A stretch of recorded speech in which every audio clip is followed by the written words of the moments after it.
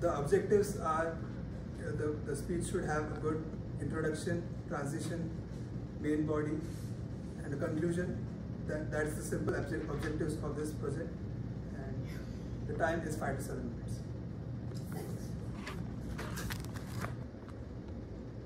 Respected fellow Toastmasters and guests, how many of you believe that what we do in the present moment affects our future?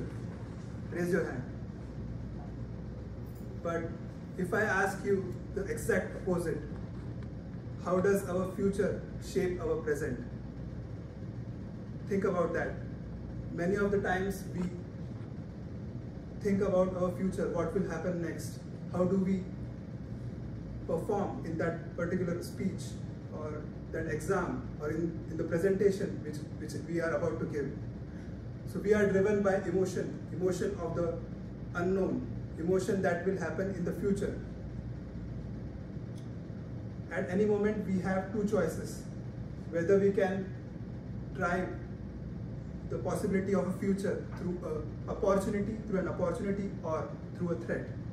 Opportunity means we should be excited, and not excited just to win or get successful in whatever we do, but excited to believe that there is hope, there is something better that will happen. But if we look through it through the angle of a threat, the same thing we start to fear. The power of stress which overcomes and leads to culmination of decisions which are not very ideal. So what can help us to derive an opportunity for a possible outcome? If we are able to change our narrative, then we can lead ourselves to the fact that there is opportunity in every possibility. So this book, The Journey Beyond Fear, the author talks about three main pillars of success: narratives, passion, and learning through experiences. Narratives can be of many kinds: personal narratives, which individuals have; institutional narratives. Consider example of Nike. If you see their logo, they say just do it, but there is a very powerful narrative behind it. Another example, Apple. Think for better design. All these major institutions have powerful narratives which have led them to the success story which they are in now. Another narrative is geographical narrative. Consider the example of Silicon Valley. Why Silicon Valley was able to grab the attention of people around the world. If you see, there are opportunities for everyone out there.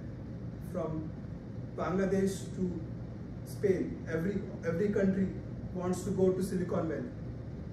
The reason behind is that they have a strong narrative of come here, improve yourself, and make this world a better place to live in.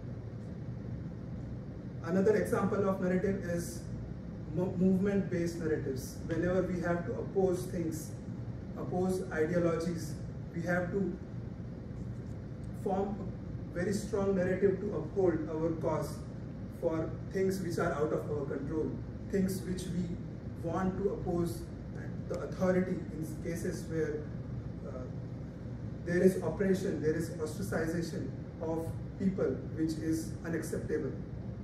So narratives are thus a very powerful way to uphold our ideologies for a better future, for a future which we cannot anticipate in the present, but through concise wordings, open-ended thought processes, a narrative can make a world of difference. I would like to give an example of a personal narrative where I wanted to form a habit of going to the gym.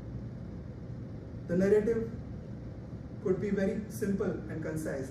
It might say that I have to think not just for the short term, for a long term. Going to the gym is not about just to impress someone, but it is for my personal well-being. A narrative that I found was to maintain high standards of healthy lifestyle, which will help me to get ahead of and prevent myself from any health related issues. It's not about just working out for the sake of bulking your body, but it's beyond what we can imagine. So narratives are thus an important tool where we can develop open-ended questions for ourselves to guide in the toughest of moments, the moments where we cannot find any hope, but there is a way beyond what we can achieve with the power of narratives. I encourage all of you to build a narrative. Study the case studies of institutions who have built their narratives for a long time. These narratives are helpful in allowing you to get rid of the fear, get rid of the judgment, get rid of the things which are out of our control.